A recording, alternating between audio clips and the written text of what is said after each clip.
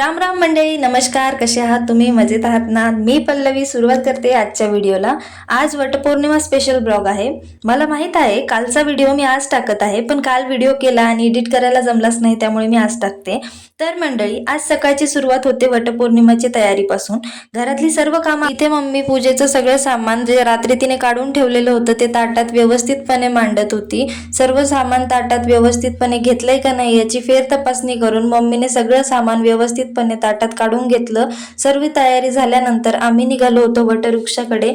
वटवृक्षाकडे जाता जाता लक्षात आलं की आम्ही त्याच एरियातून जातोय ज्या एरियामध्ये आम्ही लहानपणी राहत होतो. तो एरिया आता एवढा सुंदर हिरवागार झालेला आहे. इथे मम्मी फास्ट चालत होती, मला तेवढं चालता येत नव्हतं. मी काय पुढे बघत बघत हळूहळू कॅमेऱ्यात बघत बघत आम्ही आलो वटवृक्षाकडे. वटवृक्षाकडे आल्यानंतर सगळी तयारी करून मम्मी इथे पूजा करत असताना माझ्या मनात एक विचार आला. हा वटवृक्षही मनातल्या मनात विचार करत असावा, यांना 7 जन्म हाच नवरा पाहिजे आहे, तर नवऱ्याला बांधा ना धागा, मला कशाला या बाया बांधत असतील. असो, जोक सपाट. असं मानलं जातं की स्त्रिया ही पूजा नवऱ्याच्या दीर्घायुष्यासाठी आणि त्याच्या संरक्षणासाठी करत असतात. वटवृक्ष हा दीर्घायुष्य असणारा वृक्ष असल्यामुळे नवऱ्यालाही माझ्या असंच आयुष्य तुझ्यासारखं मिळू देत, त्यासाठी ती पूजा केली जाते अशी मान्यता आहे. ही कथा सत्यवान सावित्रीची.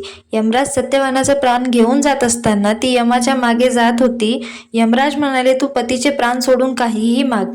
पहिला वर सासऱ्याची दृष्टी, दुसरा वर सासऱ्याला राज्यप्राप्ती, तिसरा वर निपुत्रिक पित्याला पुत्रप्राप्ती, 5वा वर अखंड सौभाग्यवती भव. यमराज म्हणाले, तथास्तु. तेवढ्यात एक नवीन जोडपं तिथे फोटोशूटसाठी आलं होतं. खरं सांगू का, जोडी मस्त दिसत होती, सुंदर पण दिसत होती खूप, पण फोटो काढण्यासाठी त्यांच्याकडे टाइमच खूप कमी होता, कारण त्या दादाचा पेपर होता.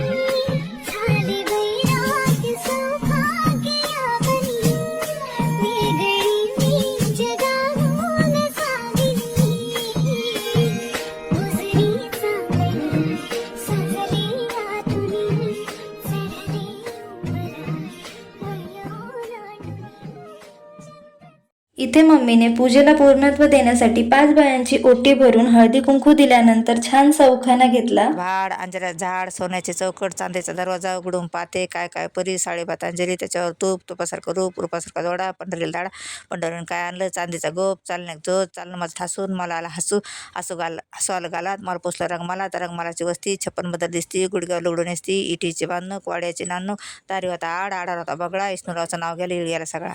त्यानंतर आम्ही आलो मॉलला. तिथून जवळच आहे. पहिली मी इथे जॉब करायची, तिथेच माझ्या बेस्ट फ्रेंड होत्या. त्या खूप दिवसानंतर भेटल्या.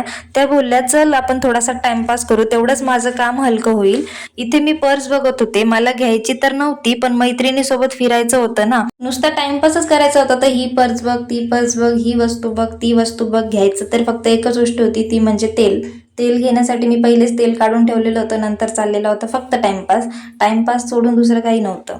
मग आलो घरी. दारात दिसला भाजीवाला. त्याच्याकडे सगळ्या भाज्या खूप चांगल्या असतात बरं का, पण पैसे पण तेवढेच भारी असतात. ज्याच्या खिशाला परवडण्यासारखे असतील त्यांनी ते घ्यावे. आमच्या खिशाला परवडण्यासारखे तर सोडा, आम्हाला खिसाच नाही. मग काय, भावताव करून केळी घेतली. भाऊने लगेच स्कॅनर मांडला आणि म्हणतो, करा पैसे पेड. मग काय, व्हिडिओ आवडला असेल लाईक करा, शेअर करा. Bye bye.